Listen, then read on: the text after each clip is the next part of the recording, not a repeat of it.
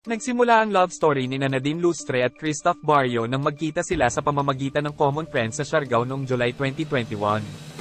Ibinahagi ni Nadine na hindi pa pamilyar si Christoph sa Filipino showbiz at hindi niya alam kung sino siya noon. Agad silang nag-connect at pagbalik ni Nadine mula sa Siargao, lumipad si Christoph papuntang Manila at doon sila nagsimulang magtampo pa.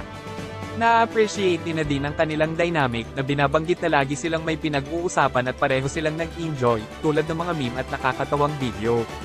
Ginawa nilang opisyal ang kanilang relasyon sa Instagram noong ika-12 ng Enero taong 2022.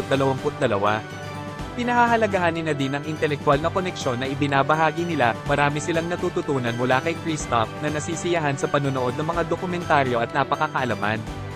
May mga plano pa ba sila sa hinaharap? Medyo private na sina Nadine Lustre at Christoph Barrio tungkol sa kanilang mga plano sa hinaharap.